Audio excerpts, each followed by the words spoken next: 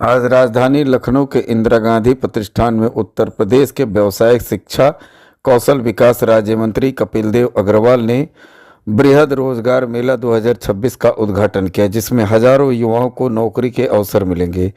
कौशल विकास को बढ़ावा देने के लिए कौशल दृष्टि, कौशल दर्पण, कौशल दोस्त नाम के डिजिटल प्लेटफॉर्म को भी लॉन्च किया गया। कौशल दृष्टि मोबाइल एप्लीकेशन जो कि प्रशिक्षण केंद्रों और वास्तविक निगरानी में मदद करता है। कौशल दर्पण एक एआई आधारित डैशबोर्ड है जो कौशल विकास से संबंधित जानकारी को एकत्रित करता है, और कौशल दोस्त एक चैट बॉक्स है जो लोगों को सहायता प्रदान करेगा। उन्होंने युवाओं को कहा कि संचार कौशल विकसित करने के लिए है, और यह भी सलाह दी कि अपने कैरियर को लेकर के धैर्य रखें, नौकरी छोड़ने से बचे। सरकार का लक्ष्य युवाओं को नौकरी मांगने वाला नहीं बल्कि रोजगार देने वाला बनाने की मंशा है। भी हमारे विभाग के जो लोग हैं, हमारा जो कौशल विकास केंद्र चल रहे हैं, उनमें उत्तर प्रदेश आज नंबर 1 पर है और लगातार शानदार तरीके से हम प्रगति को कर रहे हैं।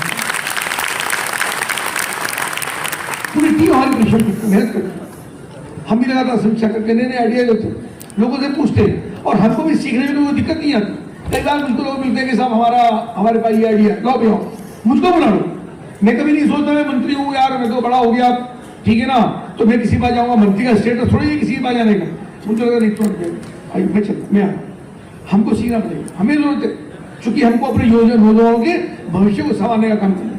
ये जिम्मेदारी हमारे पास मुख्यमंत्री ने हमको देने का काम किया है कि अपने नौजवानों के भविष्य को संभालना, उनको एंटरप्रेन्योर बनाना, क्यों नौकरी करने वाला नहीं बनाना।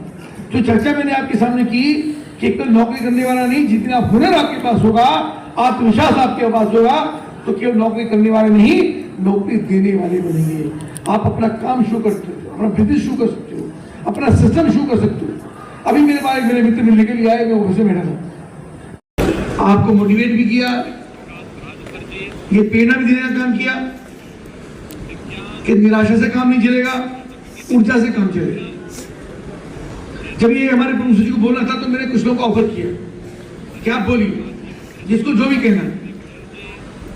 तो 2-3-4 लोग आए, ज्यादा लोग नहीं आए, जबकि बहुत सारे लोगों के मन में बात होगी कि मैं कुछ कह सकता हूँ, कह सकती हूँ। बहुत सारी बेटियां भी यहाँ पर बैठी, महिलाएं भी बैठी। यही से मैं अपनी बात की शुरुआत करता हूँ।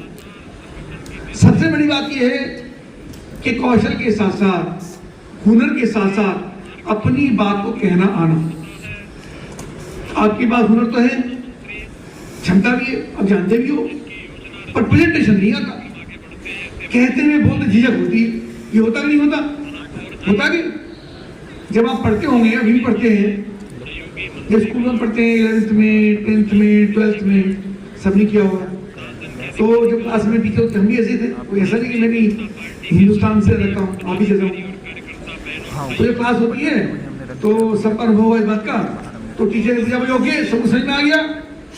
तो कौन कौन हाँ करते थे? हाथ उठाओ, हाथ उठाओ। कौन कौन हाँ कर देते हैं? मना कौन कौन करते हैं? है कोई जो मना करेगा नहीं, समझ में नहीं आया? ऐसा होता है? सबके समझ में आ जाता क्या?